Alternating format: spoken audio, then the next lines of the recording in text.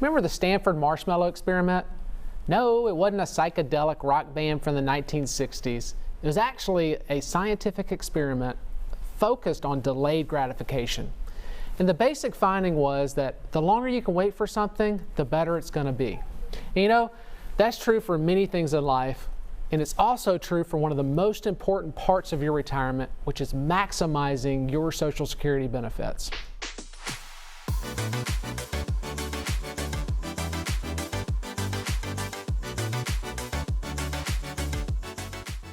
I'm Wes Wood, the Income Guy, and I'm founder and president of Wood Financial Group. And for nearly 20 years, I've specialized in helping hardworking Tennesseans just like you reach their retirement goals through income-based financial strategies.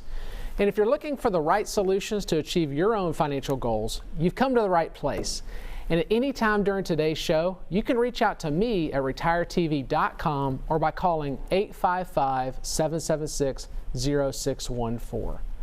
Now, can you name one source of retirement income that you can count on? One source? And if you're a hardworking American, you probably raised your hand and said Social Security. And you know, technically you would be right. So Social Security was created just after the Great Depression, and what it was there to do was to provide a safety net for older Americans after they've left the workforce. And you know, we all pay into the Social Security system through that tax on our paychecks, and then we finally get the opportunity to draw it anytime between the age of 62 and 70 years old. And the other basic fact that everyone seems to know about Social Security is that the longer that you can wait to take your benefits, the higher your income is going to be. Therefore, it's pretty simple, right? Maximizing your Social Security benefits is all just simply a matter of waiting. So that's it, guys. That's it. That's today's show. That's all I have for today. It's glad you tuned in, and be sure to tune in next week. But you know, I'm just messing with you because if it was that easy, we wouldn't be here today. But today I want to teach you 3 things that you're going to learn from today's program. The first thing about Social Security, you're going to learn that timing is not the only factor when considering how to maximize your benefits. Secondly, it is so important to coordinate your benefits with a broader income plan. And lastly, you're going to learn why you need to work with an advisor that is uniquely qualified to maximize your benefits in every possible way. And this week, David Scranton is going to join us again. He's an income specialist with well over 30 years in the business, and he's also a best-selling author and a TV host. But before we get to Dave, let's talk a little bit more about this Stanford Marshmallow experiment. And what it was a famous study, psychology study done in the 1970s. And in this study, they set children down, and the children were offered a choice. One choice is that they could get a reward right away, or if they waited for just 15 minutes, they would get more rewards. And this reward was typically a cookie, a piece of candy, and of course that marshmallow. And what was found is that initially, the kids that were able to wait not only got more marshmallows in the end, but they actually had better outcomes later on in life as they followed them with this study. And, you know, this analogy is with Social Security is pretty obvious. If you take your benefits right away, let's say at age 62, you're going to get a smaller reward than if you would have waited. Because remember, the longer you wait, the bigger the reward is going to be. More accurately, if you take Social Security early, you're going to get a reduction that could be as high as a 30% reduction as if you were to have waited until full retirement age or normal retirement age. Which that's typically between age 66 and 67, and that's depending on the year that you were born. On the flip side, if you wait past normal retirement age, every year that you wait, you're going to get an 8% annual credit. That's going to top out at age 70. That's a whole lot more marshmallows just by simply waiting. And that makes it sound like maximizing Social Security is simply a matter of waiting as long as you can wait to take it. But as we know, with many things in life, it's just not that simple. The decision of when to apply is going to depend on a variety of factors unique to your situation. And these factors include everything from your health, your marital status, what's your life expectancy, what are your income needs, whether or not you plan on continuing to work, and your other sources of retirement income, and many more things. Now, I guess it's possible that you could weigh all the different factors and ways to take Social Security benefits and identify the best time to take Social Security. I guess it's possible. But what I've found in my experience, is that your odds of making the right decision based on all the data improve greatly by working with a financial advisor who specializes in retirement income. And we can help you maximize your Social Security benefits at Wood Financial Group. So reach out to us at retiretv.com or by calling 855-776-0614. Remember, Social Security is designed to be a source of retirement income you can count on no matter what and for as long as you're going to need it. Now, consider that the goal of a retirement income specialist is to help you turn not only your Social Security on the right way, but your savings as a reliable income stream that you can never outlive. And the truth is, Social Security alone is not nearly enough for most people to achieve their retirement goals. And that's why it needs to be aligned with your broader retirement plan to maximize your income with your investment strategy. And we're going to talk about more of that in just a moment, but let's talk to my friend, today's guest, David Scranton. A little bit about Dave. He is the founder of Sound Income Strategies, a registered investment advisory firm, and he has more than 30 years of experience as a financial advisor.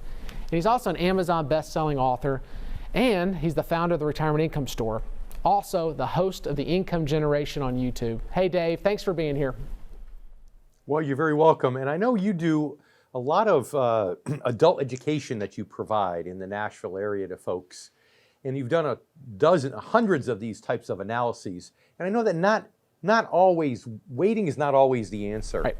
So what types of circumstances would lead to a recommendation by you whereby maybe somebody takes it at age 62 instead of waiting? You're right, Dave. A lot of people come in and they think, oh, Wes, you're just going to tell me to wait. That's not true at all. A lot of times people need to maybe go ahead and take it or take it early. The most common circumstance on why people are going to want to take it early is life expectancy. You know, if somebody's single, maybe their health is not very good, they know that their family history is, they're not going to carry a very long life. They're not going to make it to that break-even point, which may be at 80 years old before it makes sense to wait. So for those folks, in most cases, it's good to just go ahead and start and get that income rolling in as soon as possible.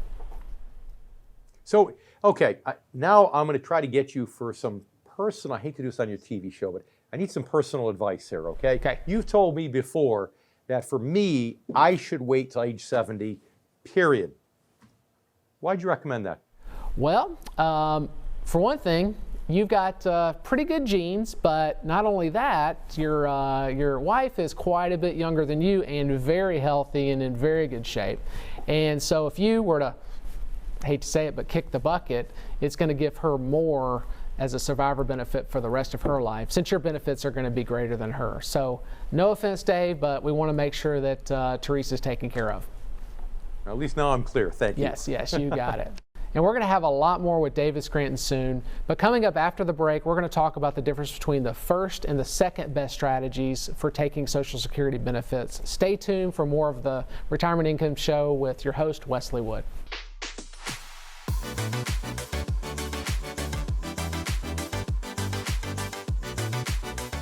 A fiduciary is someone legally obligated to act in your best interest. Doctors, lawyers, and some financial advisors are fiduciaries, but not all. When you work with Wes Wood and his team at Wood Financial Group, you are working with fiduciaries. They help clients create customized investment portfolios based off their retirement goals. If you're ready to work with a fiduciary, visit retiretv.com and schedule a free, no-obligation conversation with Wes or a Wood Financial Group advisor.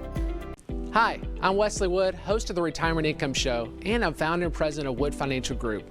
And we're a local independent financial services company that specializes in creating custom retirement solutions tailored to meet your particular needs. Visit retiretv.com to learn how we can help you create a customized retirement portfolio.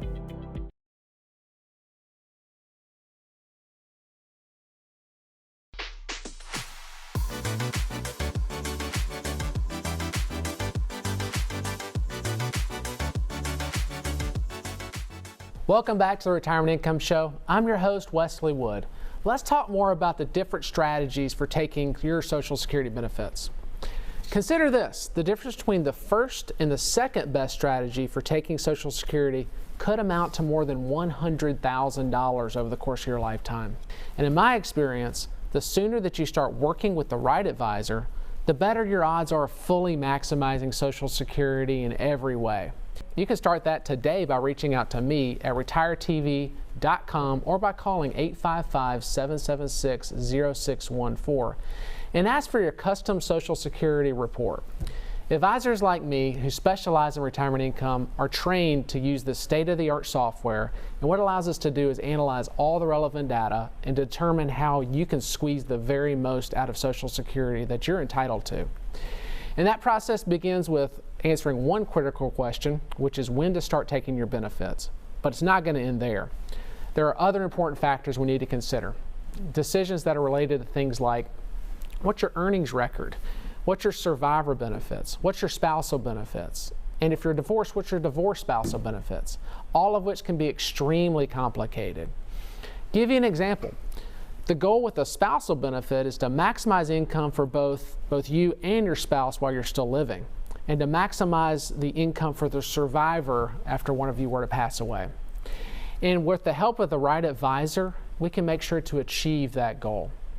He or she, the advisor, can also help you minimize your tax burden in Social Security, which can be crucial to minimize taxes in retirement.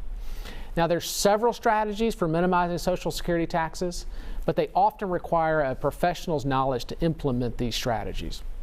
But some of them can include things like reducing your income with other tax advantageous investments, properly coordinating your required minimum distributions, and perhaps looking at converting from traditional IRA to a Roth IRA. You know, the right advisor can also make sure that you're aware of any recent or pending changes that could affect your strategy. And you probably already heard, but we have a brand new president in office. And the brand new President Biden has already proposed several changes to Social Security. He's looking at it right now. Changes like increasing benefits for certain recipients like widows and widowers. He's also proposing using a different type of calculator to bump up annual cost of living adjustments in Social Security, which would actually likely make those benefits greater and increase your income later on. Now, these are merely proposals. They may not even be approved, and even if they are approved, they may not affect you at all. However, if they are, they may create new challenges or maybe even opportunities for you to maximize your Social Security. And once again, an income specialist is uniquely qualified to help you meet those challenges and to take advantage of those opportunities that may exist. Now, I want to welcome back Dave Scranton. Welcome back, Dave. Well, thanks for having me back. Awesome. Yeah. So you talked about the taxation of Social Security. But I know there's always this element of reduction of Social Security also. So how does that fit into the picture? Yeah, there's a little bit of confusion around that. So reduction and taxation on Social Security are definitely two different things. Let's talk about reduction first. So a lot of times people end up getting a reduction in Social Security because maybe they're taking it early. So they're not getting as much had they have waited. But another thing that can happen, and I'm not going to get into too many details on today's show, but if they make too much in the form of wages, work income, and they're taking Social Security early, they could potentially see a reduction in their benefits. As a matter of fact, if they go over the threshold, every $2 that they make above the limit, they actually see a reduction in Social Security by $1. So that's reduction. Now, taxation's different. So yes, some people can receive Social Security tax-free. However, some people that have higher income end up having to report and pay taxes of 50% of their Social Security. So they report 50% of it and then pay taxes on that based on whatever tax bracket they're in. And a lot of people end up having to pay taxes on 85% of their Social Security that they're collecting at whatever bracket they're in there. So that's the difference between reduction and taxation for most people. Okay, so just to summarize, it sounds like reduction has to do if someone takes Social Security early. Correct. And then they earn over that threshold. Essentially, for every $2 they earn, they have to give $1 of benefit back. But that's only based upon earned income. When somebody goes to work, gets a W-2, or maybe someone's self-employed and earns a profit in their company, correct? Am I right so far? Yeah, you got it. You nailed it, Dave. So it is work income, because that is a common misconception. You know, In taxation, but taxation has to do with all of your income, which means if I have rental income, if I have IRA withdrawals, if I have interest and dividends, all that gets lump summed together to determine if I have to pay taxes on my Social Security. Am I still correct? That's right. Now, a lot of people do take Social Security early. And the confusion there is that people think that they can't have income coming in with their Social Security, or they see a reduction. But that's not the case. It's just work income. So if it's rental income, distributions from IRAs, or maybe a pension, if you're blessed enough to get one of those, you're not going to see a reduction in your Social Security due to that. It's just work income from a job. You're exactly right. Right. Great. Now, it's interesting because I love the way you talked about the taxation. You said it succinctly. Because I hear some people saying, what? I have to pay 50% of my benefit in taxes, or I have to pay 85% of my benefit in taxes? Well, no, you're never going to give 85% of your benefit to the government, right? So do you mind repeating that one more time? Because I think you said it perfectly and people need to hear it again. Yeah, you got it. So it's just the amount of money you make. I'm not going to boil it down into the actual formula there, but if you make too much, not too much income, but if you have too much income on your tax return, or you're making a lot of income, then a portion of your Social Security is going to be taxed. If you go under a certain limit, under the provisional threshold, you may get your income tax-free from Social Security. However, if you go over a certain threshold, you may have to report and pay taxes on 50%. Now, that 50% is reportable, but then it's taxed at whatever bracket you're in. And people that have higher income in retirement may make enough to where 85% of their Social Security is now taxed. Then they pay taxes at whatever bracket that they're in. So 22%, 24%. That's going to be the tax on that 85% or that 50% in those two examples, right? Wes, I know you don't have time to get into the details, but I assume you have tax saving strategies that people can use to help reduce the taxation on their Social Security, right? Yeah, there's tons of them. You really need to look at things like required minimum distributions. You know, a lot of people, especially a lot of my clients, know that they've got RMDs coming down the pipeline, so they go ahead and kind of get ahead of it because they know they're getting their Social Security now at a very low bracket, but then they're going to see their RMDs coming in soon, and it's going to make it to where they're going to pay more taxes on Social Security. But that's just one of them. There's a lot of other things that we can consider than when reducing taxes on Social Security. But hey, Dave, thanks again. And coming back after this break, we're going to talk more about the best way and time to take your Social Security benefits.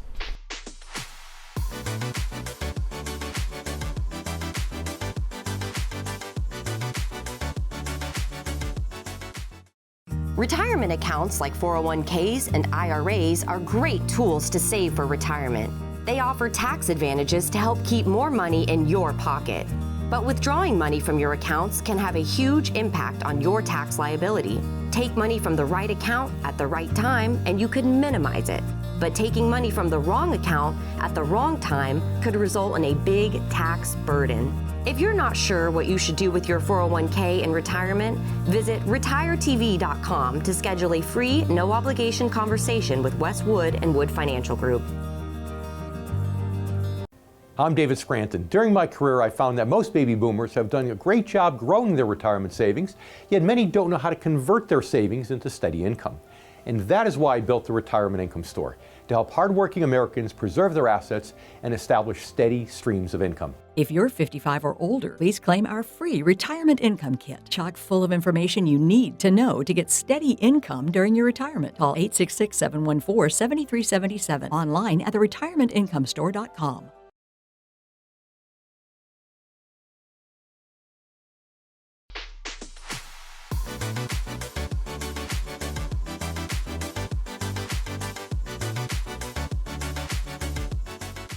Welcome back to the Retirement Income Show. I'm your host, Wesley Wood. Today we've talked a lot about marshmallows. However, the fact is Social Security is much more than just a little treat or marshmallow that people can look forward to. Even if you have a comfortable savings, Social Security may still be more valuable and strategically important than you even realize. Let's consider this. Suppose your benefit based on your lifetime earnings when you start taking it starts at $2,000 a month. Well, if you just lived for 10 years, you would have received over $300,000 in lifetime benefits. if you live for 20 years, into your 80s, let's say, you would have received over $600,000 in lifetime benefits.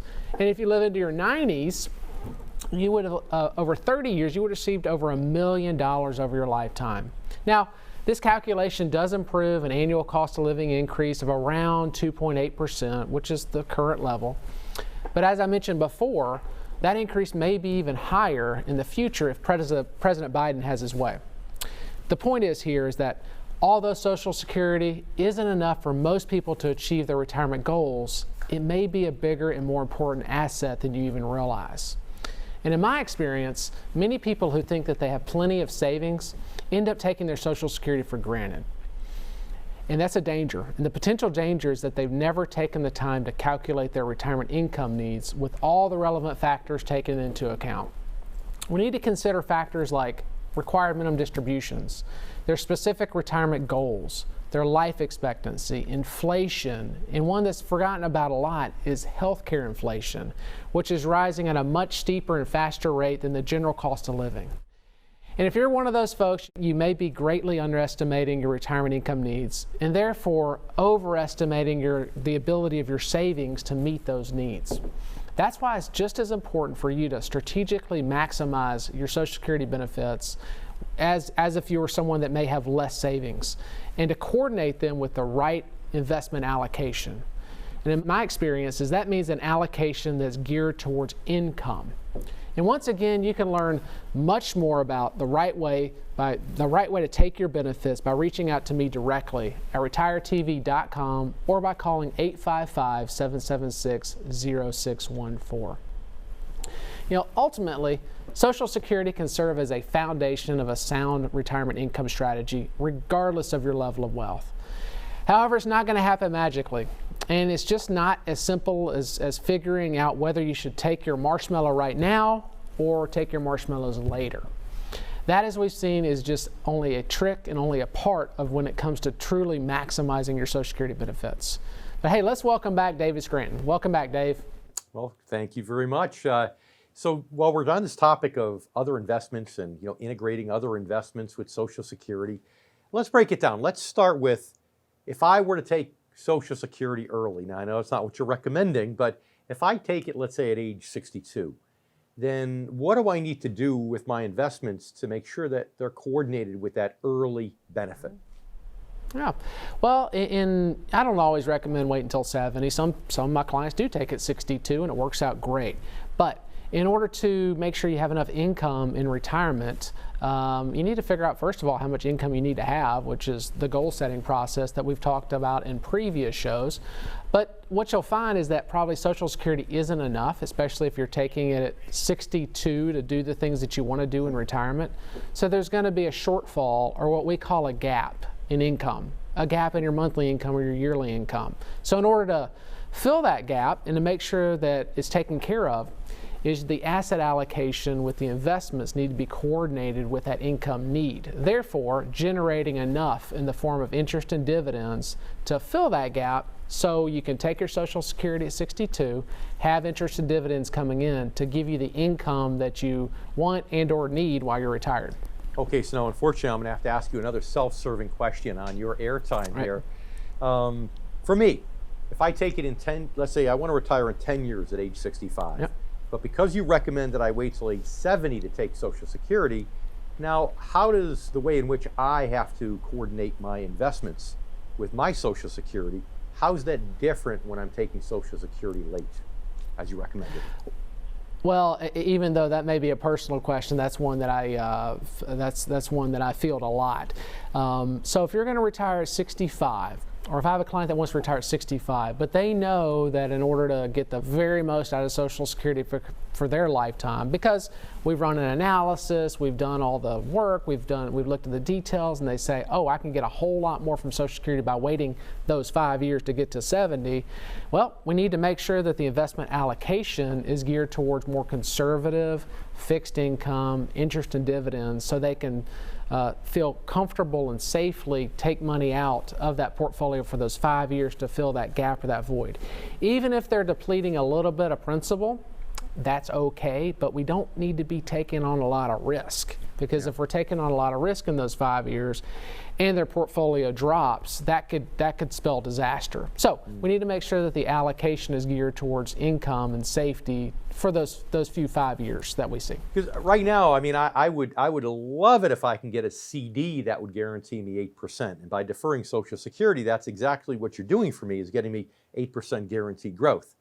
But if I had money in the stock market and let's say it dropped by 40, 50%, now I may not be able to sell at a loss. And I might have to take Social Security early and forfeit all that risk-free 8% growth that I really wouldn't want to forfeit, right?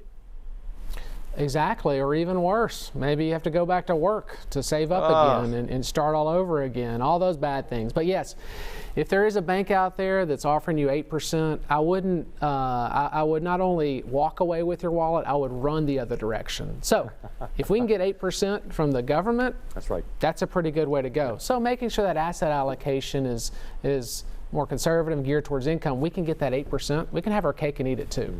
But Dave, hey, thanks again for joining us on the show. I'm Wes Wood, the Income Guy.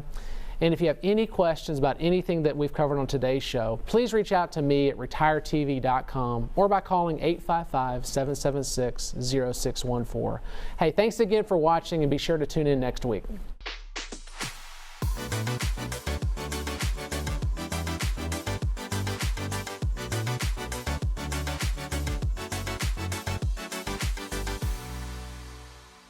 A fiduciary is someone legally obligated to act in your best interest. Doctors, lawyers, and some financial advisors are fiduciaries, but not all. When you work with Wes Wood and his team at Wood Financial Group, you are working with fiduciaries. They help clients create customized investment portfolios based off their retirement goals. If you're ready to work with a fiduciary, visit retiretv.com and schedule a free, no-obligation conversation with Wes or a Wood Financial Group advisor.